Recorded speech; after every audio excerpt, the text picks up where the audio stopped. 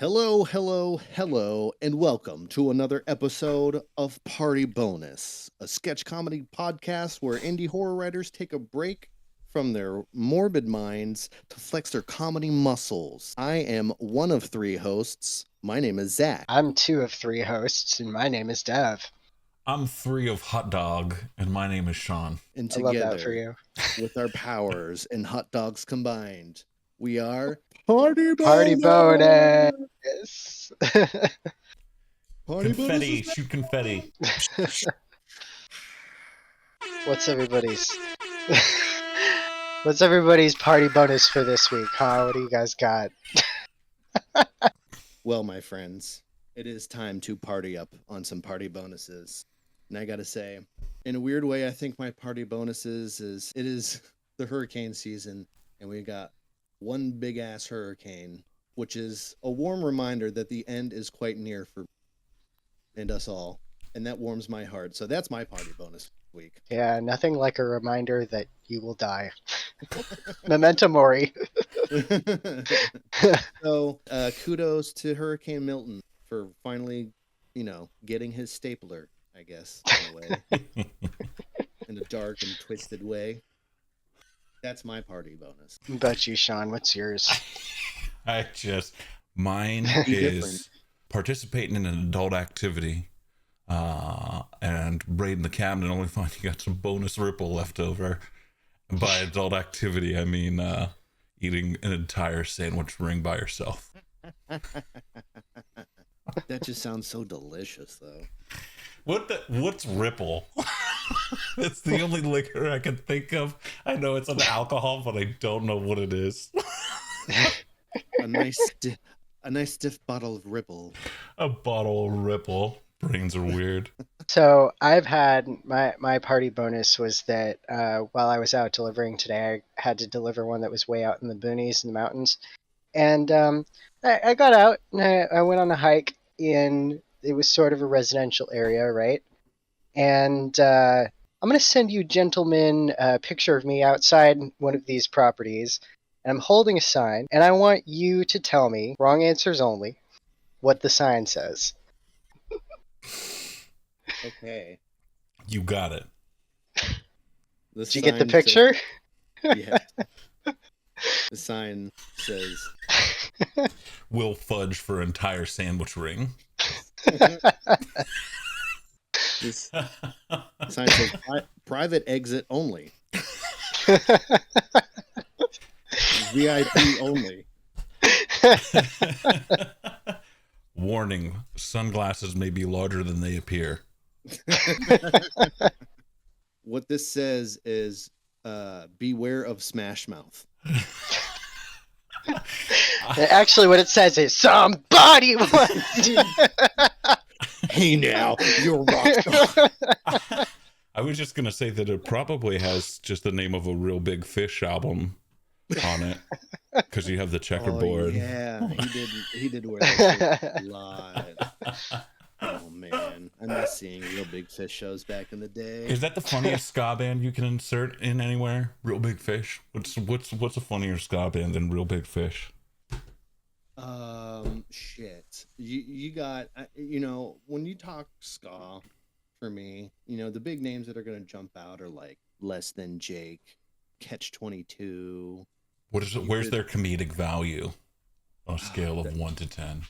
Great question. How about a saxophone in Catch 22? What the fuck is up with that? In a ska band? You're killing me. Not bad. I'll put this forward. The Mighty Mighty Boss Tones has an entire position on their roster dedicated to skanking throughout the entire show. I gotta put that comedic value at like 7.5 out of 10, probably. I mean, and talk about all of this is going over my head. Oh man, you didn't catch on to the fifth wave ska revival happening right now. Are you familiar with the Mighty Mighty Boss Tones at all? No, I wasn't ever a ska kid. That wasn't my thing. Okay. Yeah, at any point in my life. I know Streetlight Manifesto, and that's it. Okay, yeah, there you go. Have you ever seen Clueless? Nope. I can't do anything with that then. See, I bought that shirt because it reminded me of the days when I used to wear a bunch of checkered stuff back when I was a big fan of like Green Day and My Chemical Romance and shit. Oh, I mean, I still am, and that's why I bought it, and that's why I wear it. But yeah, no, the intent was like emo scene kid there. That's what the Because bird last after night all, said. that's what the sign really says. It said "Scene Kid Crossing." Got to be careful. well, long story short was Boss Tones was a ska band, a big ska band, like one of the big name ska bands in the 90s, 2000. And they had a member in the band whose sole role was not singing, not playing any kind of instrument, but just skanking on stage amongst the band. And that was it. Oh, With a full suit on. Full role in the band, though, like he was a member in all the pictures and everything. doesn't Slipknot do that too? Like, don't they have a hype guy or like a couple of hype guys? I think who if just you're go a out and start DJ in a pits? metal band, I think that counts you as just basically a hype guy. I just Yeah, remember honestly- somebody telling me they had like people to go out and start pits at crowds and stuff like that, or like go on the stage and like hype people. I'm like, Who is the Flavor Flav of our Slipknot? They had a lot Theoretical of, question, or rhetorical question. Sorry. they had a lot of like extra percussionists that played just like bigger ass drums that were literally Alright. pointless and just for the purpose of like, okay, we're gonna go hype the crowd and then Kegs. go break some Alright. bones on They stage. had a keg in there. Mm-hmm. When I was in 6th grade, I thought Slipknot was the coolest thing I ever heard in my whole entire life. We also Same thought here. ICP was super cool. True. they are.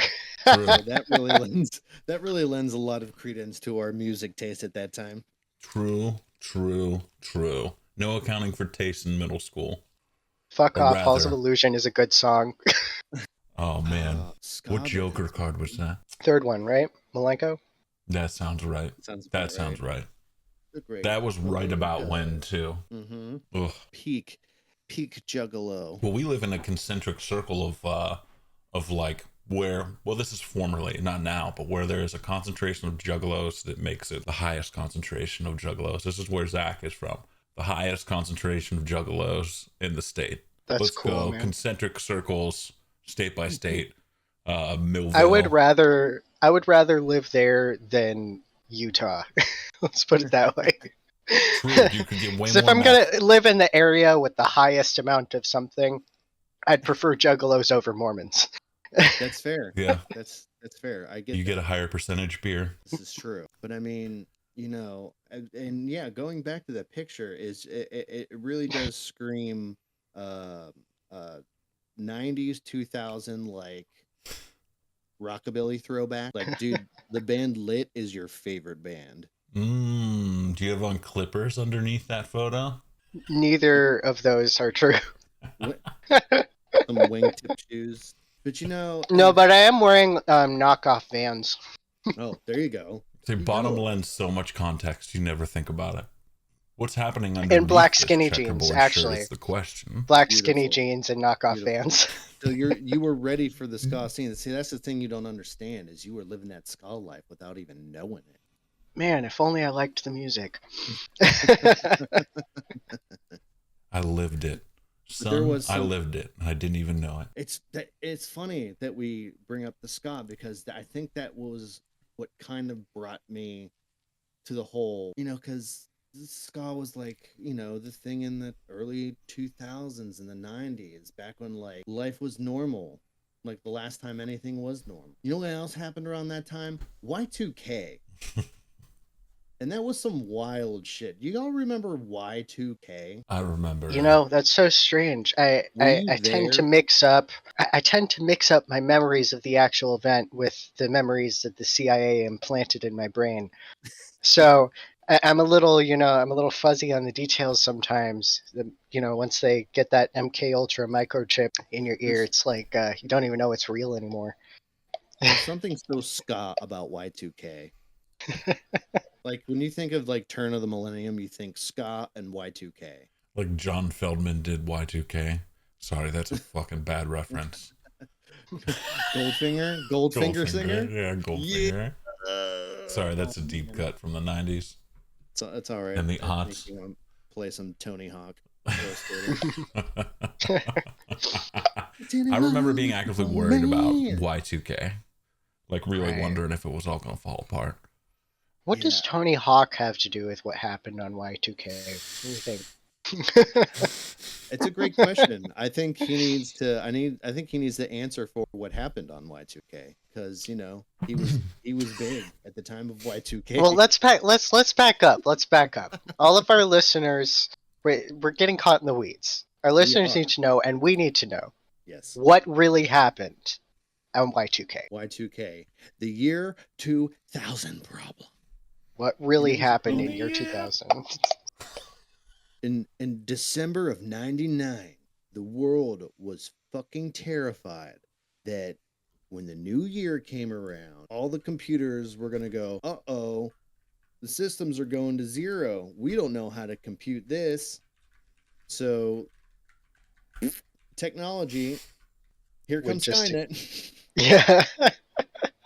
Like, I feel like, obviously, being so young at that point when it was happening and people were like, there was a legitimate, like, fear of truly, it felt like, from my perspective, it was like Terminator Skynet situation. Like, the computers, everything's going to reset and the computers are going to fuck everything up and the economy's going to crash and we're all going to die and it's Tony Hawk's fault.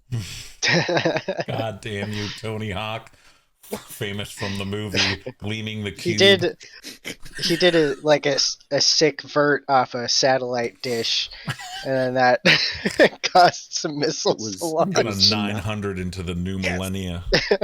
You took the words right out of my mouth. He did the 900 and then the millennium went, uh-oh, we can't handle this. Oh shit. He was the seventh seal, or was he the first seal? What are the other seals? What happened? Honestly, I'm going to say first because look at everything that happened after. Yeah.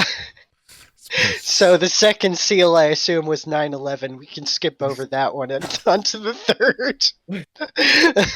But here it is. I had to look it up. Tony Hawk first landed the 900 on June 27th, 1999. Just saying. Oh, okay. Just saying. Forcing the millennia to turn. Exactly. He spun so hard the earth was like, fuck, man. We got to advance this shit. And then when Tony Hawk's Pro Skater came out? September 29th, 1999. 2 months later. Holy shit, that's the second seal. Oh my That- god. Tony. I think that one was sort of the divine prophecy, right? Like this is the Old Testament. Like this is back in the good old days. We're getting revelation on this bitch. Yeah, God was far less merciful.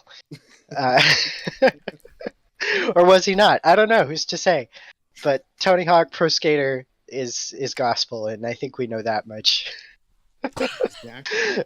Do you know one of the hugest disappointments past the year 2000 was going to see the movie Birdman and not thought you were arriving gonna to say- a documentary about Tony Hawk, also nicknamed the Birdman. They were actually going to do I was broke. they were actually going to do Skate Jam, which was like Space Jam but with skateboarding, and it was going to be with Tony Hawk. This is a real thing they were going to do. It just didn't pan out for whatever reason. It just didn't pan out. We couldn't find the Michael Jordan of skateboarding. He's right in front of your they face. got Tony The Hawk on Birdman. board. They had already filmed parts of it. He was like the main guy. It just didn't, for whatever reason. I don't know. The Doritos and Mountain Dew branding didn't work out. Doritos didn't have enough screen time and pulled out. Exactly. And you know what? Doritos, you're not innocent in this because around that time you started bringing out those Doritos 3D chips. Don't broke. the Yeah, earth. those you thought you- things. You thought you could defy gravity Oh, and split the timeline with fucking 3D chips, and now here we are in the darkest timeline. You We just had like Y2K, pulled some we're- deep memory that was like locked deep within my brain. Just pulled that out. I think it's pretty good we didn't advance to the point where we are now, because if you think about if technology would have advanced to the point of anywhere close to where it is now, where computer is everything, cloud is everything. One of the ones I remember most about, this could be serious, was the fact that computers didn't program in like a lot of dates for OSs and software. They'd only use 2 digits for the years. Right, that was yeah. To a computer, it would be like starting in the 1900s over again. Right. Which actually seemed like it could present a problem, which ultimately only ended up a handful of glitches that nobody had to worry about.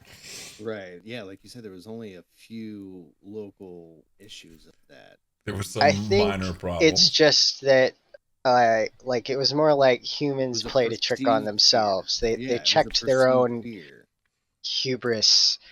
You could say that they just needed a reminder that they will die. Because it's always good to remember you will die. But if we were 24 years ahead and software in that territory had not been developed with 4 digits in mind for years, just think about what it had done to AI. Think about all the layoffs companies would have to take back. Oh, this is the reality of humanity, is that we just sort of learn things by constantly fucking them up. Like originally, boilers, when they first invented those, did not have a safety release valve. Many people got blown up because they didn't think to do that. Well, like, this technology didn't exist, right? So they didn't know, like, you have to build in these, like, idiot-proof things yet. Have you guys seen this pipe bomb heating my house? It's amazing. Yeah. This technology's unreal. Oh, they used to make paint with, like, arsenic in it. They used to, like, put radium on their teeth. There was one guy who, like, his jaw got so radiated that it just fell off. Like, the Victorians were crazy, man. They did some crazy ass shit back in the 1800s. Yeah. But their dresses were fire. Yeah. You got to think about it, though, from the computer's point of view, coming up to Y2K. I mean, they're pretty young in their youth, and they're watching their creators sitting there like panicking, like, holy fuck, these computers and intelligent machines are going to think that when the clocks turn to 0 that it's actually 2000, and the computers are going, holy shit, our creators are dumber than we are. And next thing you know, here we got AI, and here they're like, hey, no. Just hand it over to the computers, man. They know what they're doing.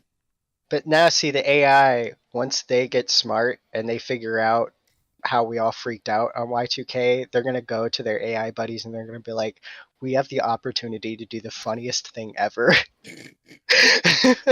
AI gang. I'm waiting for the day when AI just starts deciding to catfish humans on its own. I think that's it's already doing that. Yeah.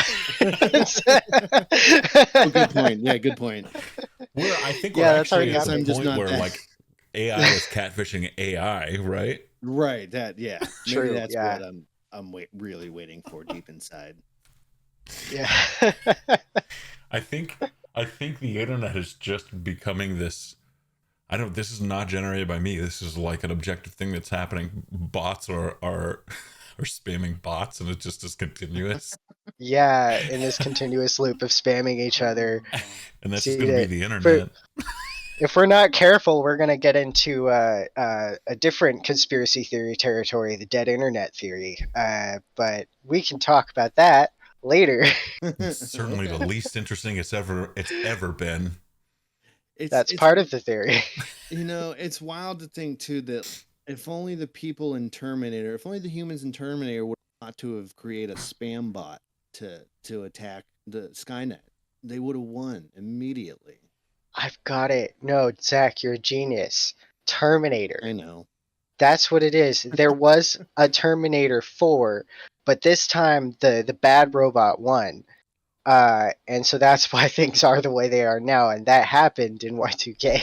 The bad robot was the Nigerian prince.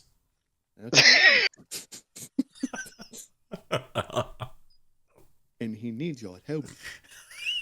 Your help from my village. Everything was cool with all this gang of AI until the Nigerian prince showed up, and then things got sketchy. And now everybody's having a panic about AI, and the Nigerian prince bot is like, "Why are you running? Why are you running?" Have you seen that? Have you seen the full clip of that video? It's a weird scene. I don't think so. I'll have to send it to you guys because I looked up like some more context for that Vine, right? And it's like this scene from a Nollywood movie, which those are the ones they film in Nigeria, I think, or somewhere in that area. But anyway, it's like this guy going after his wife, but she's been like throwing her money around and like gambling and whatever. Like at Hanging first up she's with all like, kinds of strange. yeah, he gets out of his car and he's like, "Why are you running? Why are you running?" And then she turns around and she's like screaming at him, and then she tells him off in like just this rant, like, but she overacts it so much that she's yelling too loud and I can't hear what she's saying. And then she just starts like slamming her ass down on the hood of his car over and over again. Which I assume is supposed to be like, I assume it's supposed to be like a rude gesture or something like that, and then she runs off with a female friend that she has, and then he just says a prayer to get the soul of his wife back or something. I don't know. It's really I could be profoundly misremembering this. I did watch it at like 3 a.m. That's amazing. I know. Even if it's not, I would prefer your version. Started gambling, sinning, and became a lesbian. I really just got. Why did my brain take so long to process that? Oh, they all go hand in hand. Yeah. I just looked at like the first second of that clip with her screaming because I didn't know what that was, and I just fucking lost my shit.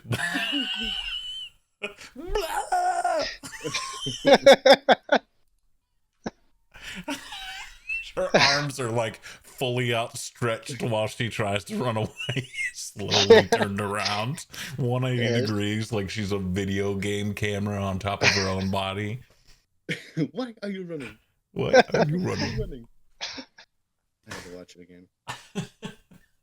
I keep meaning to watch some Nollywood films because I've seen like clips from them and they're pretty great. I mean, obviously we've seen this one. And their action films are pretty good and hammy too, if you enjoy that sort of stuff.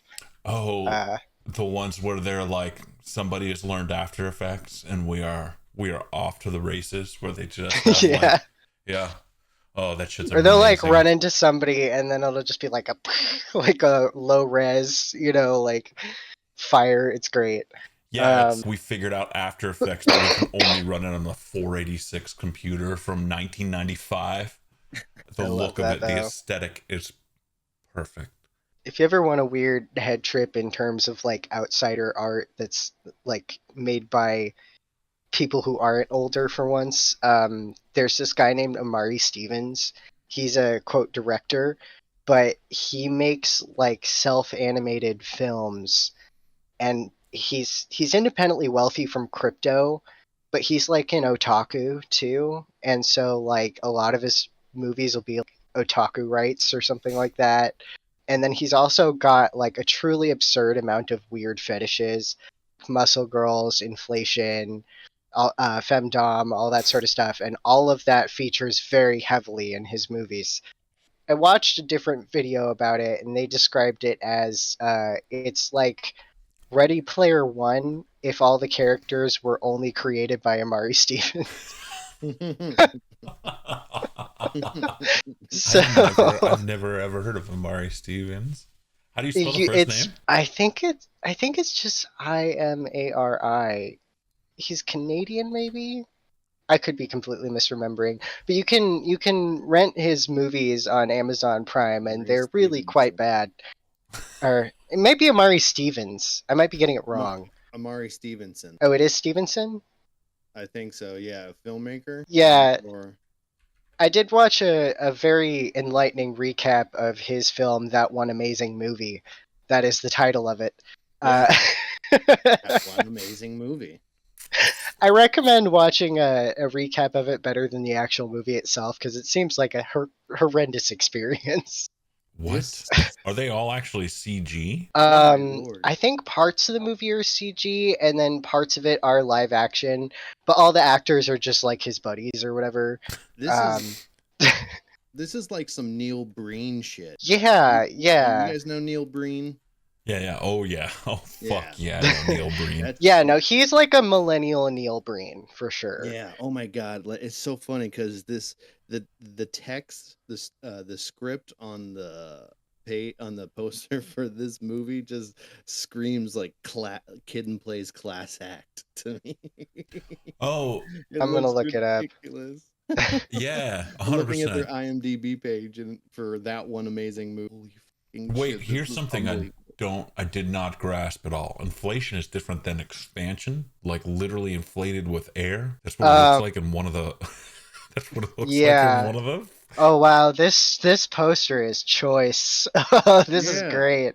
Like look at those early 90s virtual Yep. 3D characters. And there's a lot of like parts where like the 3D characters who are female models will like transform, but basically they'll just get like bigger, like they'll inflate, I guess. I thought the name of the kink was inflation, but if there's a difference between those two, maybe, I don't know.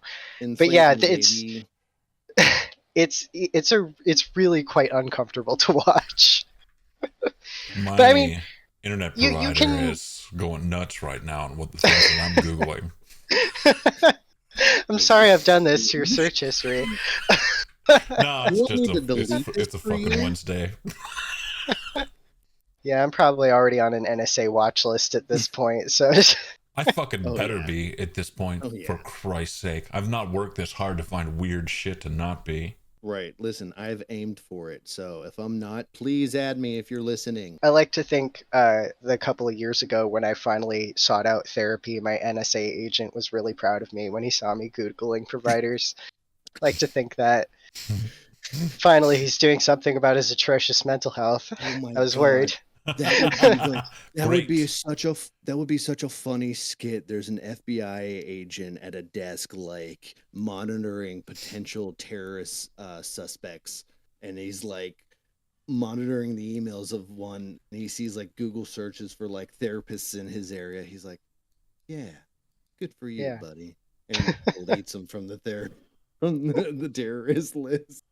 I got a whole, how about this, instead of a skit, a whole fucking movie for you. A romantic comedy Oh God. where an NSA agent is tracking this one person, right?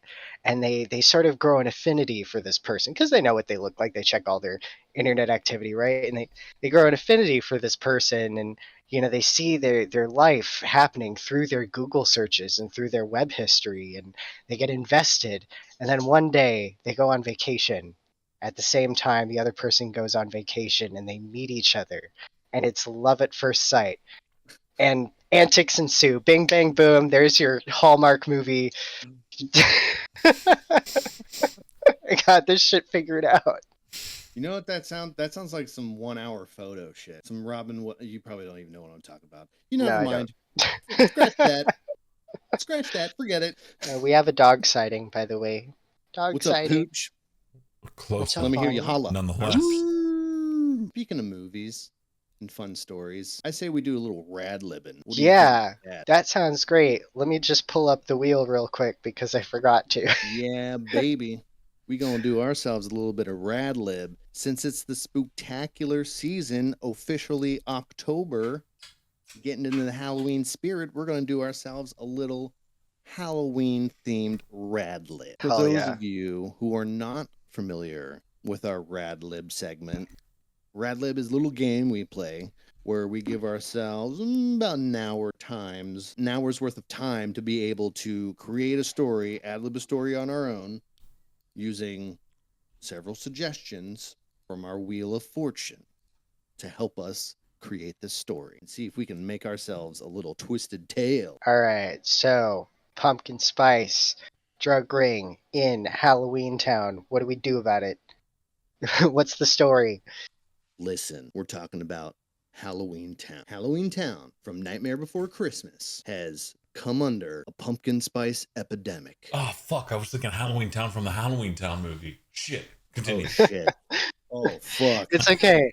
I Oh, have shit. not seen that one, and the last time I saw Nightmare Before Christmas was in 2002, And even as a child, it made me cringe so bad I couldn't finish the movie, so I've only seen like half of it. Correct. This is correct.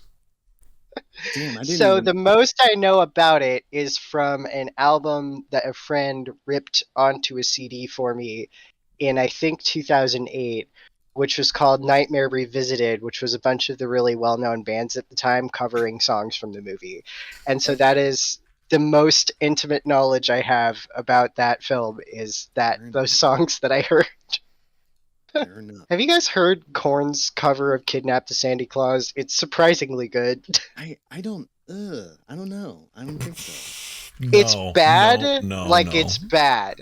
But, like, no, like, it's really bad, but you can tell they're not taking it seriously. Like, you can tell they're just fucking drunk in the studio and they're having a blast. So the song isn't great, but the vibe is really good. And, like, I dig that sort of thing. But yeah, it's also the same reason why I say Marilyn Manson's covers are better than his originals, because his cover of This Is Halloween is better than any of his songs. I would believe it. I did not listen to much Manson, but I would certainly believe that. Yeah, he has one good song. It's The Beautiful People. It's, again, his covers are better than his originals. He's also just not a great person. If you'll allow another tangent, I can tell you the story that they told me when I worked at the TCC about why you shouldn't bring phones and take pictures of celebrities. It's because one time one of their staff tried to take a picture of Marilyn Manson on their cell phone, and he grabbed it out of their hand, threw it on the floor, and stomped on it until it was like bits and pieces. He sucks. Yeah. It's always okay to dunk on Marilyn Manson. He is. I'll never buy one of his t-shirts. Can confirm he's a very bad person. Yeah. I It's don't think always I can morally actually, correct. I can't talk about any of the ones that I got, but he's a very bad person. Yeah. Believe that. There was like a thing for a while where they're like, he's actually really smart, and it was like excuse making for a really awful person. He sucks. Yeah. Can confirm. He's awful. The worst versions of awful you can think of. Don't support that person. Thanks. Bye. Anyway. Thanks for coming to my TED Talk. Back to your regular programming of Cut to Black, directed by M. Night Shyamalan. I'm all right with this theme running throughout everything. Executive producer Dick Wolf. Oh, fuck. So what is pumpkin spice? Like, what does it do? How do they know there's an epidemic? Listen, we're talking like pumpkin spice, like it's the fall season. Starbucks just released their pumpkin spice. Everyone's going crazy. It turns you into a gourd creature. Yeah, it's a drug. Okay, so what happens is this pumpkins. They call it the pumpkin spice, and it just shows up in Halloween Town one day. They don't know how or when or where, and all of a sudden the town falls into an epidemic of this drug. They call it the spice, kind of like Doom, you know. Right. And it's tearing the city apart, and things come to a head when Jack Skellington, the Pumpkin King, is found dead. Right. And they suspect he OD'd on the pumpkin spice. Well, I'll tell you what I think the pumpkin spice does, and why it's really tearing this town apart, is that there's a lot of pumpkins who are like alive, they're sentient, right? And when you put the spice on them, it makes them smell really delicious. And I think if you get too much of that spice, maybe the people in Halloween Town might start eating each other, and we can't have a drug that's turning people into cannibals. That's not that's not a functional society. So it's like a bath salt. He who controls the pumpkin spice controls the universe. That's what I'm saying. It'll tweak you the fuck out. Spice controls Halloween Town. that would be a kind of a twisted way of how they're like harvesting the pumpkin spice, as they're taking the sentient pumpkins from the pumpkin farm and just like grinding them up and grating the pumpkin, and they're just in the back like and it's like Oh no, they're it's turning all Dr. happening in like Frappenstein. it's all happening in a factory behind like Oogie Boogie's house, because you know he's the plug for everybody. Like you know Right. he's the one, he's the dealer, he's the Well, pumpkin no. spice lord, the Well, here's the PSL. thing. At the end of Nightmare Before Christmas, Oogie Boogie dies, or he's gone because he's torn apart. His stitches are torn apart, and all of his bugs dissipate. So he's like no more at the end of it. So I'm wondering if Maybe it's he like was, maybe he used like a secret dose of pumpkin spice to like resuscitate himself or something. maybe. I was wondering. I was thinking because I was thinking about that too when His we stitches first come apart mentioned and white women just flood out of him. a bunch of Karens go crawling out. Now we know where it came from. Bobs. There's the Just source goth of the Disney pumpkin spice. adults. But see, I'm wondering if he would be like a red herring because I was thinking about that too when I first mentioned it in our chat, and I was like, Right. I feel So like he would he's be not the the obvious kingpin. choice, but Yeah. and so obviously when this starts happening, there's an eldritch investigator who shows up to Halloween Town to investigate and crack the Right. case. We'll call him Yeah. Doctor Furburgers. Yeah. Dr. Sure, we'll Furburgers. go with that. Dr. Artemis Furburgers, who has a doctorate in eldritch chemistry. Fuck that. No. Eldritch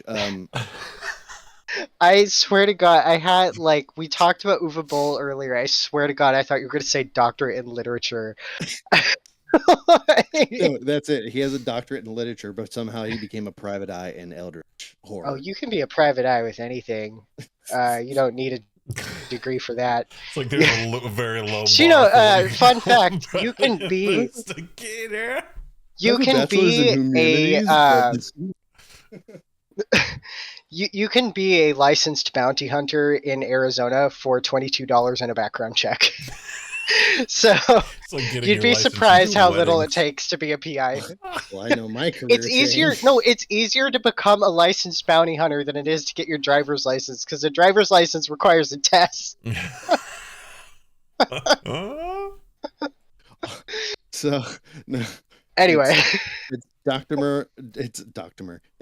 Artemis Hewitt, who has a Dr. Artemis doctorate Hewitt. in pop culture, but is a private investigator in eldritch horror. Shows up to Halloween Town to crack the case. Right. And he finds the first thing he finds when he shows up is Jack Skellington dead, and that's got the Right. town shooken up. Town's That's on where edge. you get like the noir intro right. of him, with the narration over it. And Yeah, he's like sitting in the office. And it was a Halloween cold Town. Tuesday morning when I Yeah. saw Jack Skellington.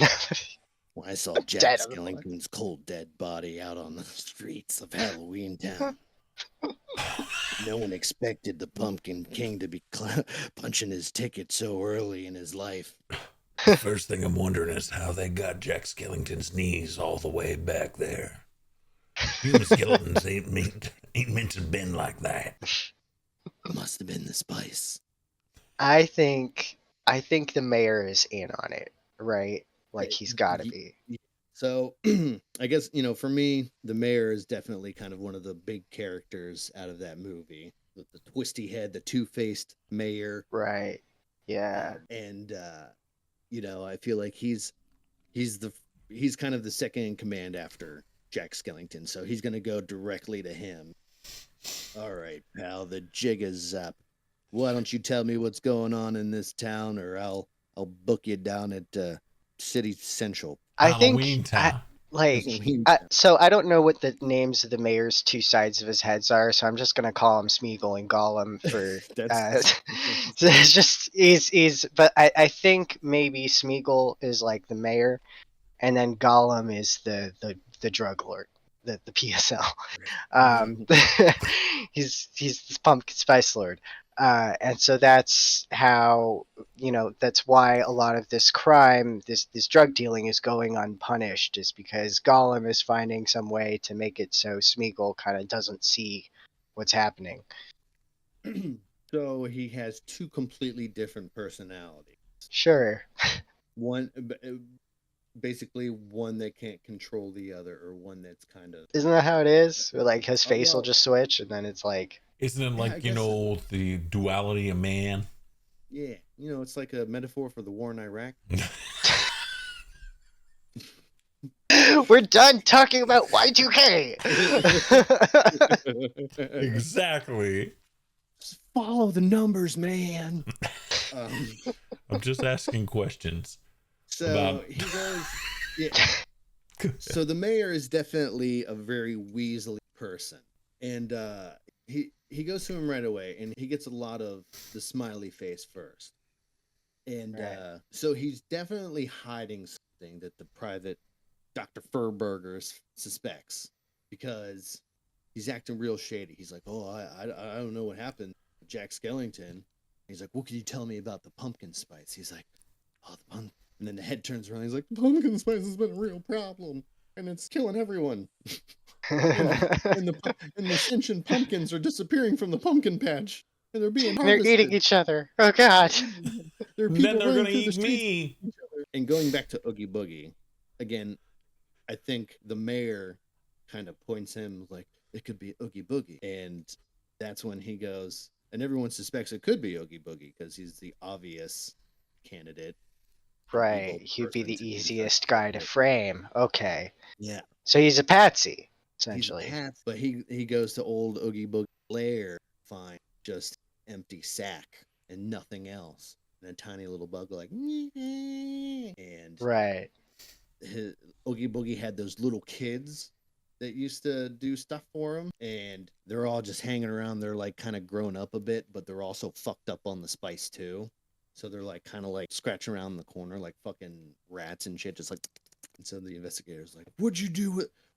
Where are the drugs coming from? Tell me where I like it's the coming idea. I like the idea of him finally finding where they like manufacture the drugs. Like maybe he gets some tips on the streets after he's questioning these kids or whatever. Yeah. And when he finally finds the factory, there's like a big pool of just a pumpkin spice latte, just a huge one.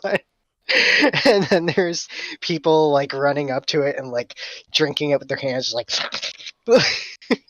trying to get some of that good pumpkin spice latte. Just like all tweaked out and running up like Yeah. fucking. Like almost zombified, but like desperate for the spice. The PSL just slowly turned them into blonde white women in their mid-40s. Yes. Oh yeah, maybe that's the danger. They overdose That's and they the have like a danger. horrendous transformation. Jack, It's listen, like American Jack, Werewolf in Paris, but it's like the roots grow out. They get some crow's feet. Jack Just Skellington cakes, died foundation, red lipstick. Their lips just start to swell up and grow. Their teeth they're like veneers. They whiten and enlarge. The girl a bob Blue eyes, all of them. up their head. Jack Like Skellington, when they contacts, found blue him eyes. dead, they find him dead. He's got like a patch of blonde hair and a spray tan. With sunglasses on with 911 dialed in his phone. Some leopard pattern fabric torn. His phone does have a pink sparkly phone case. Like one of those little tassels on it. It just says Precious on the back. Somebody dropped a Stanley mug in a hurry. Stanley Muggs was lying next to his body. And like a people, they're not turning cannibal, they're turning Karen. Yeah. turning Karen. They're turning It's Karen. true. I like that better. Cannerin. I don't. Those can't. You They're can't turning combine those. Karenable. Karenable. They're turning Karenable. That's pretty Karenable. good. I like that. Karenable. And so Halloween Town is becoming this awful, terrible place to live. Just unimaginable. And so, yeah, he Can questions you the imagine kid. just going to a grocery store anywhere in your whole entire? Sorry. The whole So- grocery store is just a pumpkin spice. Everything is pumpkin spice. Yeah, you can just grab it off the walls and just take a bite out of it. People just complaining for discounts everywhere. All the bricks are made of cinnamon. There's- Lilting is- awful voices over the aisles. everyone is slowly just becoming submissive to the spice and just like, okay, I'm fine with it now. It's okay. It's not that bad. It's great. But then they complain about everything, like the like a carrot complain about everything. Yeah, they won't complain about the horrendous cinnamon smell, but they will complain about the bad service. Speaking of which, I don't know anything about the cast of the Nightmare Before Christmas, but if you want, I can introduce an object and maybe that'll get us somewhere. Well, yeah, I was definitely thinking this is a good time to get into an object because basically where we're at is he's getting his info on the source of where it is at least being supplied, but he doesn't know who's doing it yet. All right. That's kind of Well, where we're at. let's pick up the random picker. Can I stream it so we can all see it? Maybe. Can we Don't capture share the window in audio. Discord? There you go. Can y'all see it? Now it's up. Oh baby, Oh god. Daddy's credit card. Relevant. Relevant topical. Okay. That was like the perfect one. We couldn't Relevant, have picked comma, anything topical. better. Okay, here we go. Dr. Furburgers in interrogating the three Oogie Boogie kids. They give him a name to this girl who's a street supplier of the spice. Okay. Okay. She's not a lady of the night. I'll take that away. Right. She's a dealer, and he busts her on the street, and he's like, "Jigs up, Patsy. Tell me where you're getting the goods." She's like, "You know nothing, Kappa. You're not gonna make me talk." And he's like, So wait, like the white version of The Wire? "Yeah." Because we're getting, and this girl is like pure Han Solo Star Wars Fallout fit. She's got the high boots on with her jeans tucked in. She's got the North Face vest on with a turtleneck. I do think the turtleneck should be American Eagle though, Yeah, or like Aeropostale or something. natural tradition. So How's she getting the stuff? Like, I happen to know someone who's a plug who treats her thing that she does the way like wine moms treat their Etsy businesses, with like custom tins that she makes and everything. It's very funny to me. So that's kind of what I'm picturing when we talk about this. yeah, Is like, exactly right.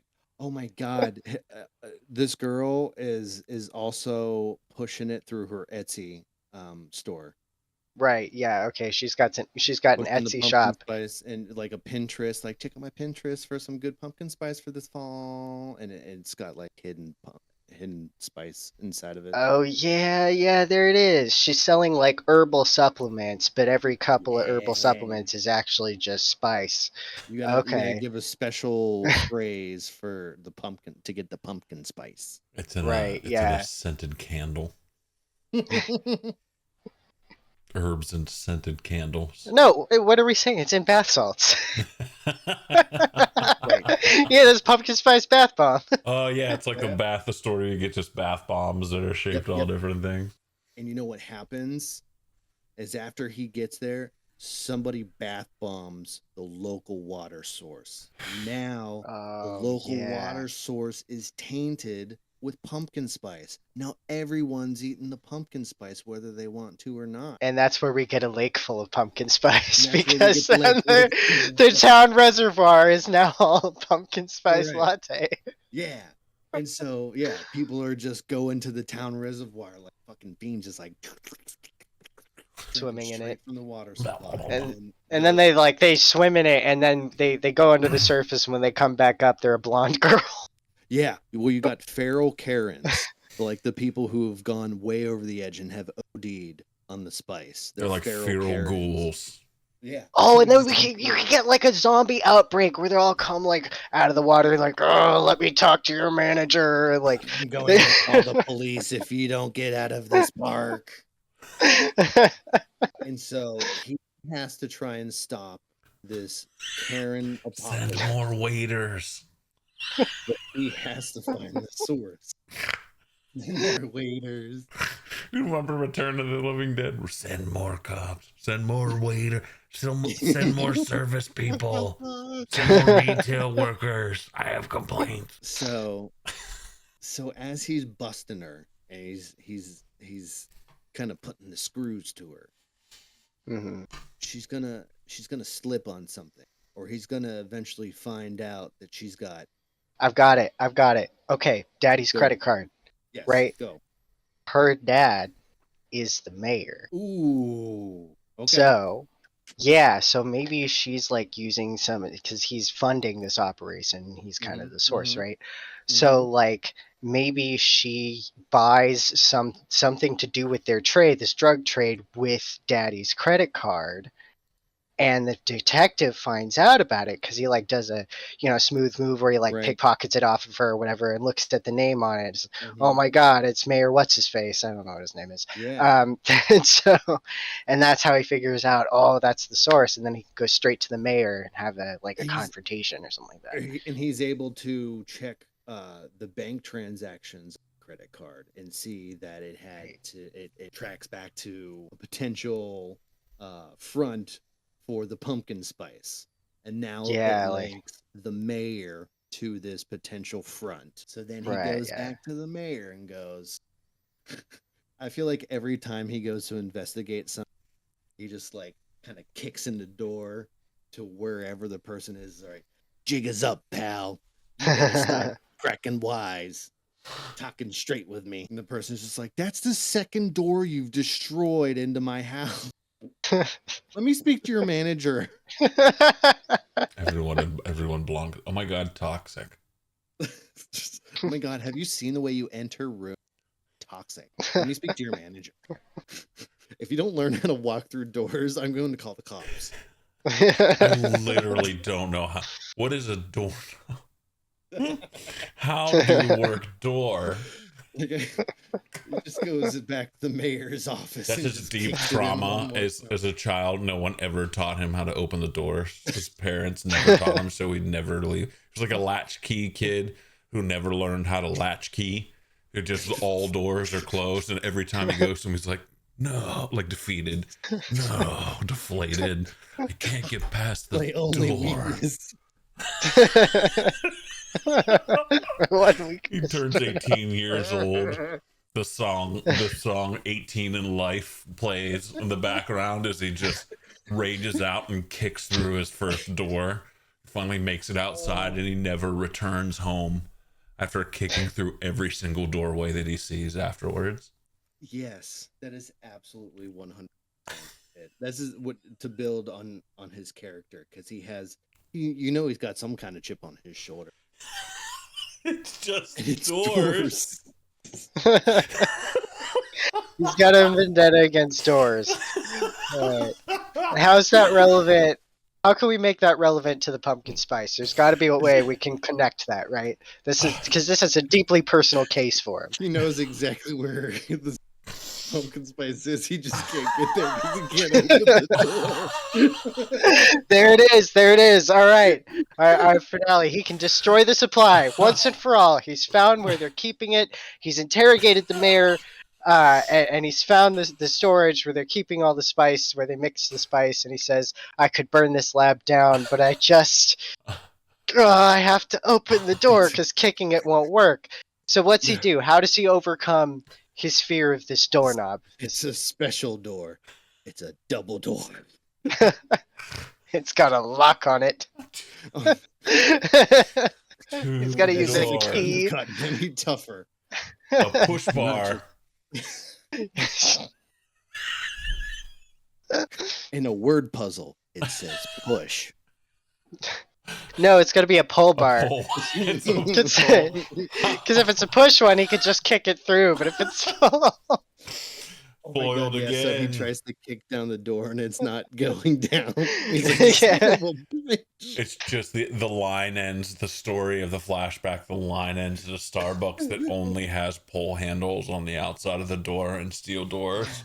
God. It's got a sign that says pull on it, and he just looks at it and says, boy, I wish I could read. A chip on the other shoulder. He's illiterate. got 2 chips for 2 shoulders. So to back up briefly, he kicks into the door of the mayor's office, throws down his credit card, goes, "Jig is up, mayor. You've been caught red-handed. I got tell you, me Daddy." everything you know." I got you, Daddy. His first name is Daddy. He comes in, sets it down on the table, and goes, "Daddy Mayor. Sneaky Daddy. Sneaky little daddy." And It's somebody's kink. Sorry. Ushering it in. See you on my subreddit. I feel like it should, the real threat of this comes from outside of Halloween Town. I'm thinking the threat is actually coming from, drumroll, ready for this, Santa Claus in Christmas Town. Christmas Town. Tucker is trying to get his revenge, Skellington, Right. and now he's going to be sprinkling a little bit of that pumpkin spice like snow. Oh yeah, because he's been keeping his elves on that stuff for ages. Why else would they work for free? He's like, I know all about that pumpkin spice before you did, because that's how I kept control of my elves. And this whole thing is a metaphor for the crisis of human trafficking. I knew it. The elves are the people being trafficked. It ends with the detective killing Santa Claus in an entire room full of elves, and then sitting on Santa's throne as the camera zooms like Blood Rain. And then just fucking recapping the entire movie all over again. Like, oh, I could have just watched this and skipped the last hour and a half of I'm gonna give listeners lost. I'm going to give listeners some context for that. Zach and I did an episode of another podcast where we talked about Blood Rain, a movie directed by Uwe Boll, and it was awful. It was so bad. Never watch it. Go check out that episode on Should I Make My Family Watch. Definitely watch the episode, but don't watch the movie. Yeah. We Link in the doobly-doo. So you don't have to. Wasted. Yeah. So the mayor, Dr. Furburgers, puts the screws to the mayor. Wait, is that vulva? Did I just realize that now? Continue. Jesus. And he's just spinning his head in circles and circles. And finally he's like, all right, I'll tell you. It's Santa Claus. Santa Claus is doing it. And he's like, oh shit, show me where I can find Santa Claus. Takes him out to the forest where all of the doors to other holidays are. He takes him to the Christmas tree door. He's like, all right, he's in there, so you can go stop him now. And the private eye is just like, doors. Oh, yeah. Oh, no. He can't get through the door. There it is. What do I do? Oh. And so he starts kicking at the door, expecting it to open like he's opened every other door in his life. But it's not opening. The mayor's just sitting there watching, not opening it for him, by the way. He's letting it happen. And he's like, what's worse is I can't read the sign above the door, which we can read as pull. And so the mayor keeps watching it. And finally, as the sun goes down and the mayor's just like, I'm so fucking tired of this. And just opens it and goes, fucking go, dude. Get the fuck out of here. He opens it and says, I'd like to speak to your mayor. Yeah, the mayor is like fighting the Karen inside of him so hard. Sweating. I'd like to speak to who taught you how to open doors. Not the Karen. I mean, I think I guess the decision we have to make is, do we want this to be a happy ending or a dissatisfied ending? Because we could have him, like, go up to Santa Claus and challenge him to a fight, or maybe he wins and the day is saved, or maybe he loses because he realizes the problem is systemic and killing Santa Claus isn't going to change anything. The real evil was the darkness in humanity. We'll only find out once we get there, huh, Dev? Missed ending. They get through the door. Oh, Every boy. Karen Okay. in town finally gets to the end thread of, I'd like to speak to your manager. every manager in Halloween Town turns around and says, well, the only manager left is, they all look at the mayor. His head just starts spinning. There's Maybe only that's one it. manager left.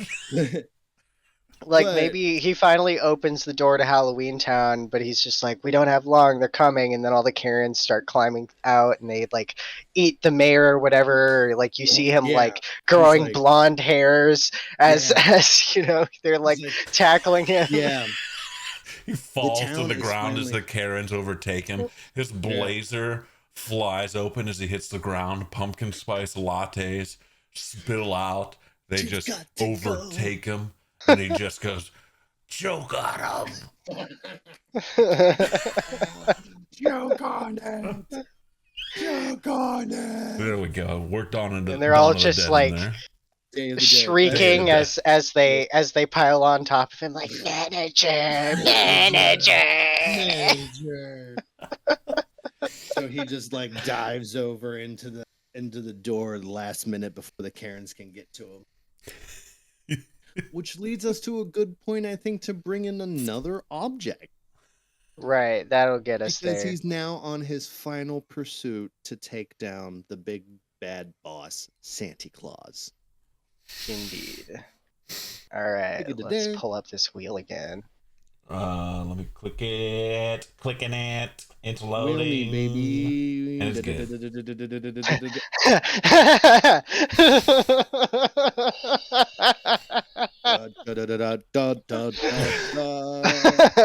There it is again. It's- The boss destiny. okay, so maybe you can smoke spice in a bong. Like, maybe you can do that. I don't know. I feel like that's too easy, but I feel like at some point throughout his travels of the plagued Halloween Town, he saw a lot of ripping bongs of spice, and is just like, That's how you freebase PSLs. I almost feel like he has to, like, at one point he's told, like, the only way you can defeat Santa Claus is you have to become part of the spice. You have to take a bit of the spice in order to defeat Santa Claus. So, like, at some point on their travels with the mayor out to the forest of doors before he's eaten by Karens, he tells him, like, listen, man, you need to know that the only way you can beat Santa Claus is if you get some of that spice in your system yourself. And the safest way to do that is to take a rip from this, the Bong of Destiny. Gives him this, like, big dick looking bong, is just, or like a hot dog. It's just like, I do enjoy the idea of a bong shaped like a hot dog. But Sounds delicious. I think maybe that's like, there's like a secret elf resistance, right?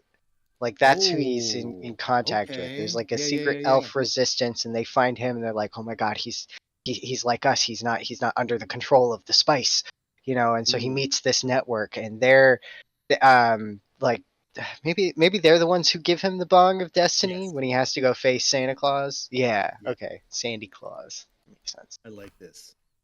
Okay, so he arrives into Christmas Town, and he wanders into the village, and he's like trying to figure out the best way to get there, and like all the elves are like staring at him like, who's this motherfucker? What is he doing here? And like eventually he gets jumped on by a bunch of them and taken to a back alley, and he thinks he's about to die, and they're like, you don't look like you're from around here, mister. And it gets real, like, weird redneck hillbilly about it. And then they're like, he's like, please, man, I'm just trying to save my town from the spice. And once he says that, they're all like, oh, the spice. And they're like, and you hear one of them go, he's trying to stop the Spice Master. Who is the chosen one to stop the Spice Master? Always good. And then they It's always step gonna be aside, good. and there's like this elder, like fucking this elder elf is like, there is much we must tell him. Come with us, Halloween one. And they take him and they're like, listen, you need to stop this dude because he's really bad and he's killing us all and selling us into elf slavery or some shit. He's trafficking us out to other holidays for Valentine's Day, Thanksgiving, St. Patrick's Day. No. Turn it around. If you turn it around, then you get he's exporting the spice so that he can trade it for labor. So he's getting more elves to come to him. It's a Wonka and Oompa Loompas kind of situation. There you go. Okay, good call. I like that. And so they're like, and we can't stop him because we're not capable. We're too weak and too small. And you are the only one able to do it. But the only way you can do it is take some of the spice yourself. It's like it's the only way, or it's the only way you can cross the barrier into his castle, into his fortress. So they're like, take a little bit of the spice. Here, And take now the we spice get- for this. now we get a drug sequence, right? Those are always fun. yes. Yeah, get a drug sequence. He's like, Uh, all right, what- if you say so. What does he say to him in training day when he makes him smoke PCP? Oh fuck! He's like, this ain't. What an does the option." PIC? Does it start with like a dead Jack Skellington and like swirls into a Karen and then morphs into several Karens and then they all Yeah. melt into sand and slither under a door and the door handle opens. He starts It's like- having this wild ass Space Odyssey trip, colors and shit, and Jack Skellington like, only you possess the power to stop the Karens. Or some shit, and fucking eventually he like comes out of it and he's got like crystal blue eyes. He's like, I get it now, like Dune. Yeah, perfect mental clarity. Anyway, sorry. I had to shake that one off. And so we're like, all right, yeah, good, you're on your way. Okay, go stop him. Stop the fat ass. He's there. And so then he walks like Jesus among the elves. Right, yeah. And they're all like, whoa. Dude, that motherfucker's glowing with spice. Absolute hit that ethereal all- level spice. Dude, he's delivering that spice realness. Zach, I hope you know. OG You spice. You mentioned Jesus, and I immediately got an image of like Santa Claus on a cross.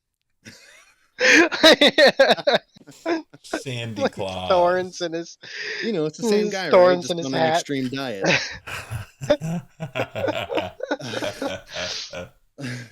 I'm much younger. And so- Is Santa Claus just old Jesus? Discuss. No, I'm kidding. yeah, that's how I always understood it. Maybe I'm wrong, but so yeah, he's like the Lisan Al Gaib to the elves, and they're like, go get him, go get him. Right, and then just what? Epic anime battle? Like, why not? So he crosses, and then he crosses the spice border into Santa Claus's fortress, and he's sitting there on his throne getting a BJ for Mrs. Claus because he's that gangster. After Akira slides through the door. He smiles and he's got grills. And he pulled out a solid gold gun. Just like a Rolex on his wrist. You must be the Lone Ranger they've been talking about from Halloween Town. Oh. Sounds like fucking Jabba the Hutt. You're a dead man. He was like, all right, Santa Claus, the jig is up. He kicks the door down again. All right, Santa Claus, the jig is up. I am the one who knocks, but apparently you were not. I am the one who knocks. But Throws next Mrs. time I'd Claus appreciate from it his if you groin. answer. He's like, hold on, let me finish. All right. I always knew this day would come. At least I got my revenge against that good old Pumpkin King. And he's like, you can't turn the world into Karens against their will, man. Not right. So I'm here to speak with the final manager and get this place shut down for good. I like the idea of them having like a very symbolic sort of game of Russian roulette at this point. You know, just like let's end this. You know, Santa Claus says, "Let's end this like civilized men." And he pulls out his solid gold revolver, puts in a shot. This like civilized men. He goes, "Hold on." He's still How sitting. strong is your will? He goes, "Hold on." Okay, I'm ready to die.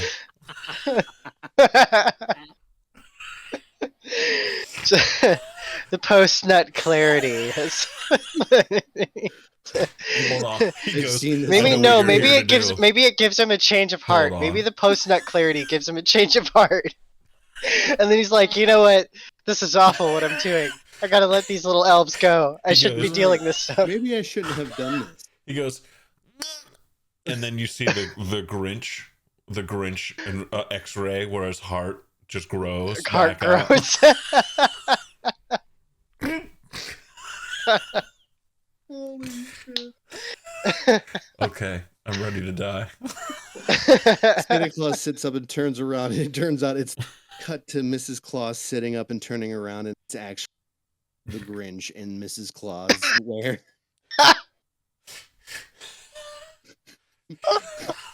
But like the Benedict Cumberbatch Grinch specifically.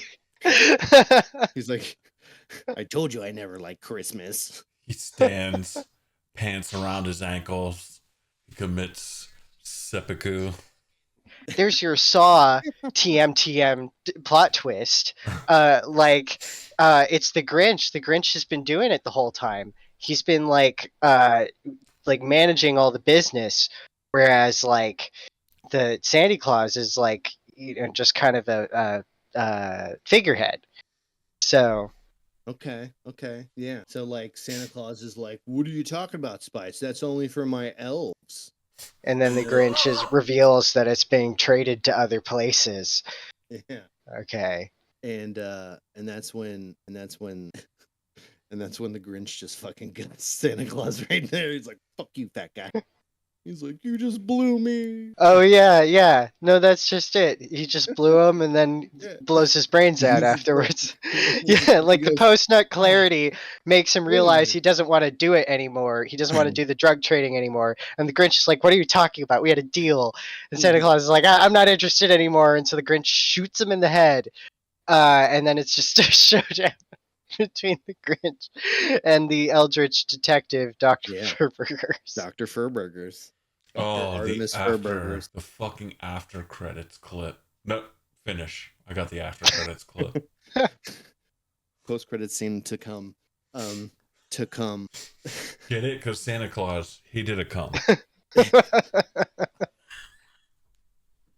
So, the Grinch and the PI go at it. And you know the Grinch is fighting dirty because he gets his dog to sick him and go at him, chewing at his ankle. And I feel like with the Karen spice in him, he pulls a fast one on the Grinch somehow in a very Karen fashion, because that's the only way at this point that he's going to defeat the Grinch, the Spice King. I really do think this could be like an epic anime battle. Like 100%. I do think this could be like some Naruto shit. Yeah. Yeah, where they're like straight up doing magic at each other because they got the spice in them now. Background speeding while the character's frozen. Yeah. Like Tiger Hidden Dragon. Like fucking Gaara from Naruto, except instead of sand, it's like cinnamon and pumpkin spices. He's picking up the spices. Yeah. And then Dr. Furburgers has to use his Eldritch Taijutsu to defeat the Grinch. He takes some weights off of his hands and ankles and drops them, and there's a big explosion of spice. He just opens up like an Eldritch warp behind him, and just like, like imbued with Eldritch power. Yeah, But God, I this love would that. be a good time to have a third and final object that might turn the tide of this battle between All right. Furburgers and the Grinch. Well, let's hope it's not 50 kilos of coke, because that's on here. I saw it. I actually thought we were going to get that on the last one, and I was like, I could do with this on here. I could work this. They spinning, they spinning, they spinning, they spinning. What? A jar of Good pickles. Lord. That's one you suggested, Zach. Yeah, I guess there's no one else to blame but myself for this jar of pickles that we just got. You dumb Actions bastard. have consequences. Oh man. Okay. Just this once, I'd be willing to veto it if you want to go with 50 kilos of coke instead. No, I'm not backing out from this. I'm going for a Right, jar committing. of pickles. I'm committed. Okay. I got something. So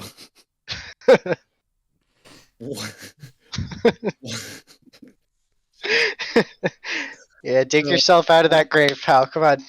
You got it. while Santa Claus was getting his BJ from the Grinch, he actually had a jar of pickles right next to him because he has a weird fetish of having pickles, of eating pickles while getting a blowjob from the Grinch.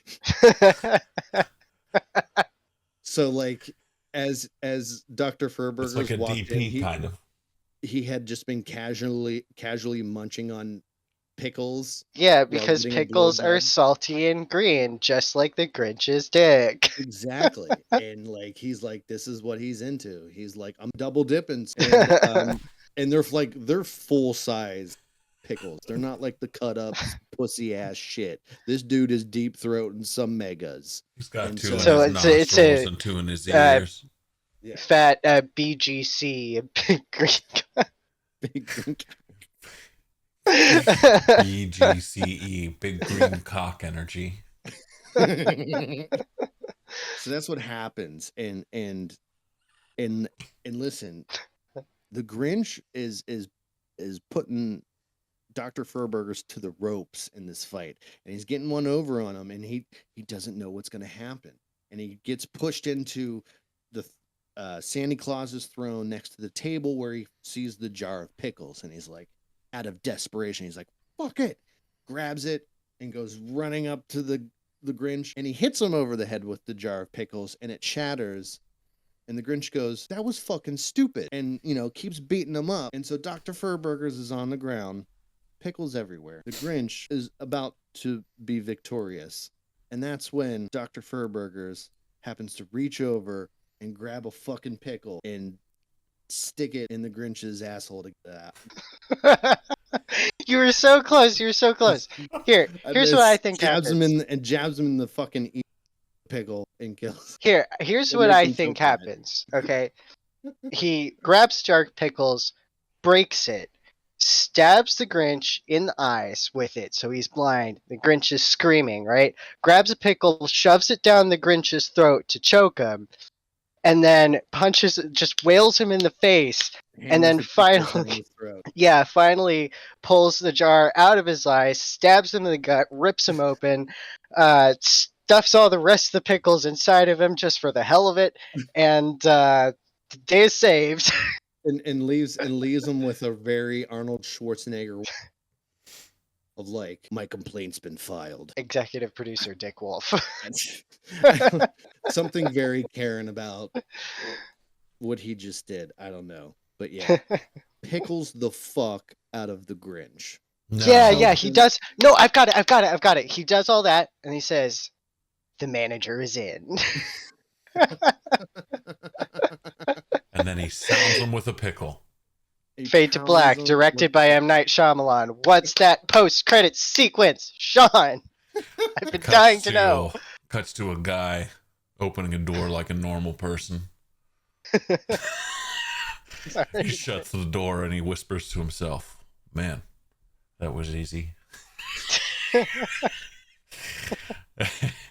He walks into an overhead light, and somebody off screen goes, so what's the story?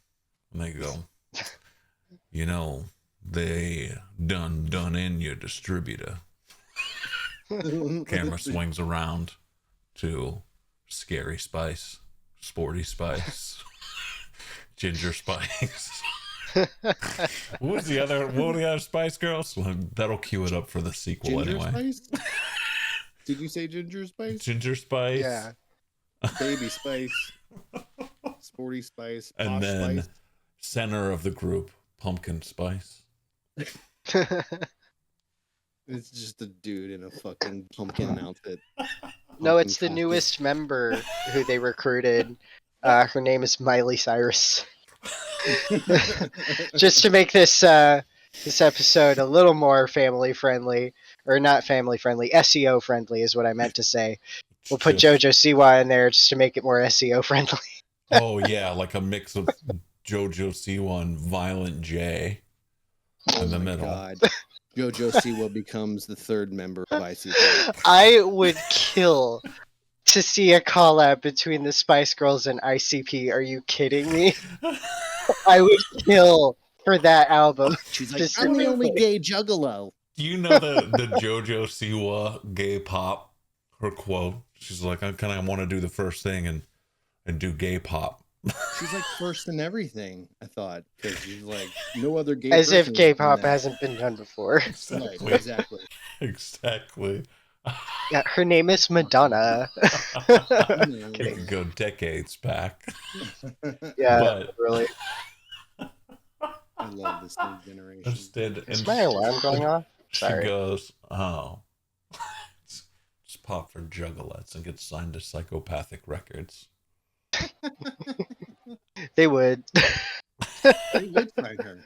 She They would, would, not yeah. understand just how big of a hit she would juggle community. Oh yeah. Ju- Huge Juggalos get stoked about anybody. They get stoked about.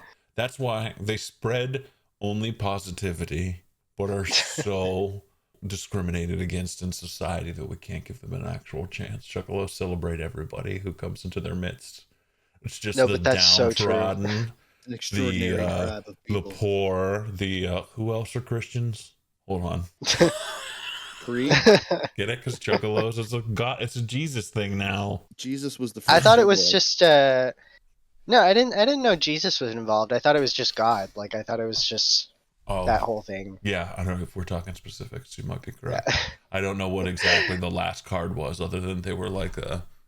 I can't believe this is coming up for a second time on this podcast, but I have read Violent J's book. I know what the theology is behind. Whoa, There- do tell then. I'm not the expert here. Oh, I've not read yeah. Violent J's book. It's a fantastic book. You should read it. I don't believe you. Continue. No, literally, I will pull up the quote that made me fucking. Let me grab the book right now. Hold Oh on. no! Oh no! I'm dead serious when I tell you it's one of the best books I've ever read in my life. Okay, this is to give you an idea of what he writes like. This was on fucking page 4. Okay, he's talking about how like his dad took all their money and left his mom, and so he's saying like leaving us kids forever never bothered me at all. I was a happy ass kid without his ass around.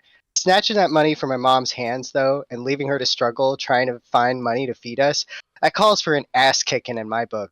And this is my fucking book.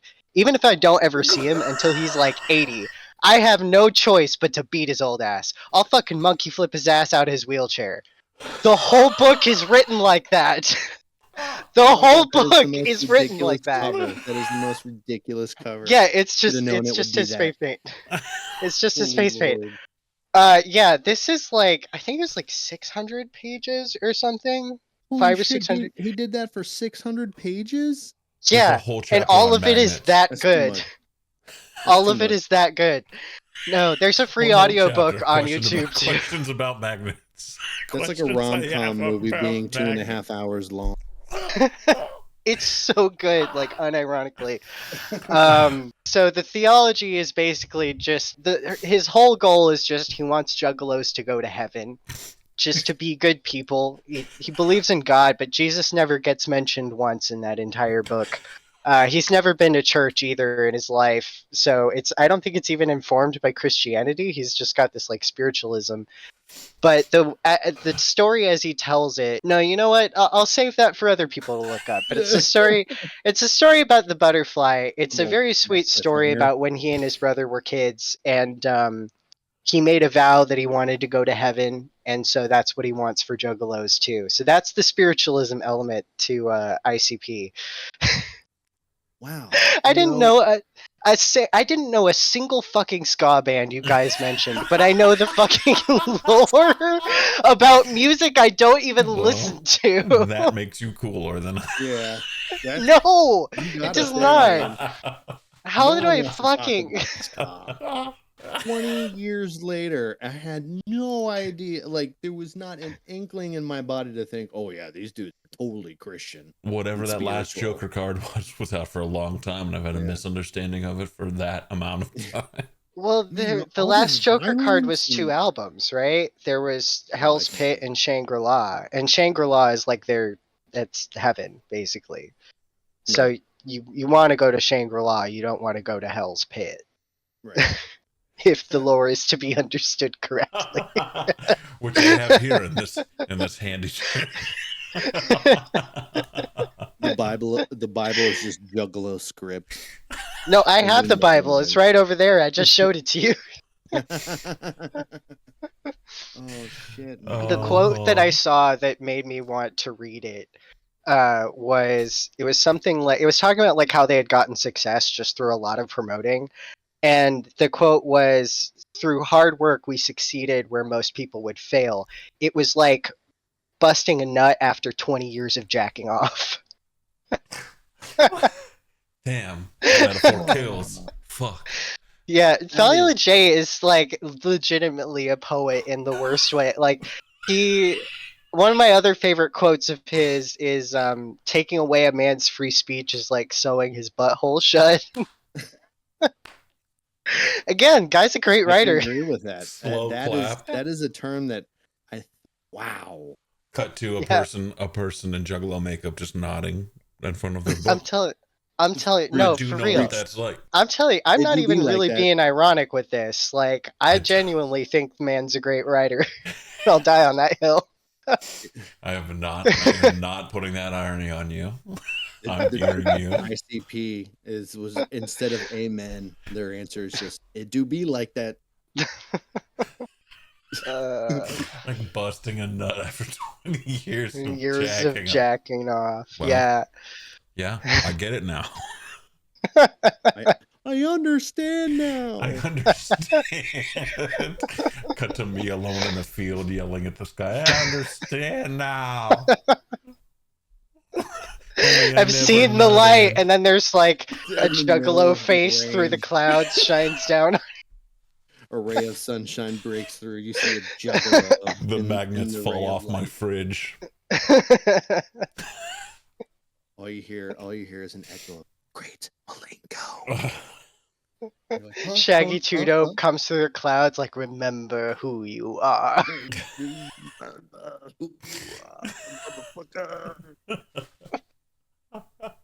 Fucking magnets, how do they work? Thank you, Shaggy Two Dope.